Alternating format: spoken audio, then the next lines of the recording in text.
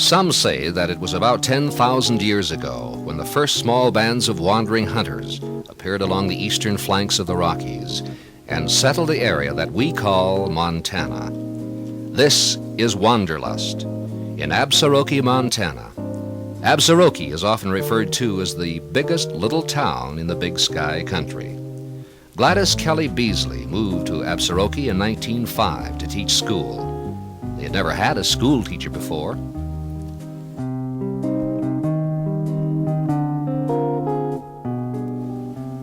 The last chief of the Crows was Chief Plentycoops. He signed the Indian treaty that not only transferred the homes of his people, but their land too. And it opened the way for homesteading. He did that in 1893. About the same time, a young man by the name of Sivert Simonson from the town of Castle pitched his tent on the unsettled land.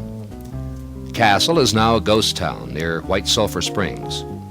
Sivert filed on 160 acres. There he built a log hotel, saloon, and blacksmith shop, and a livery stable.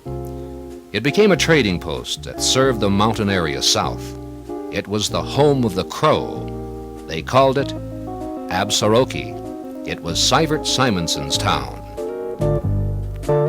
The town of Absarokee is located between 2,000-foot-high hills alongside the Rosebud River.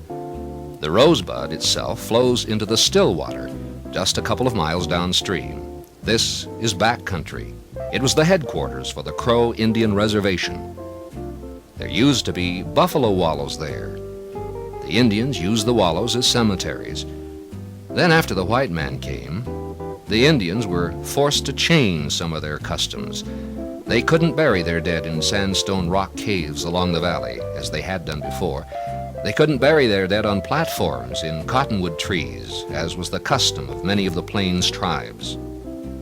The white man plowed the wallows under to make way for alfalfa, and finally, the Indians began to use the white man's cemeteries.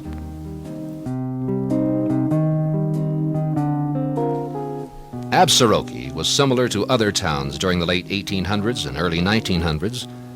The Community Congregational Church was built in 1898. 3 other churches followed, and half again as many saloons.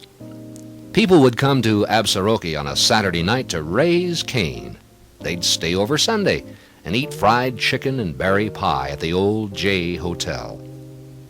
Absarokee is a pretty place, with trees in the valley and morel mushrooms in town.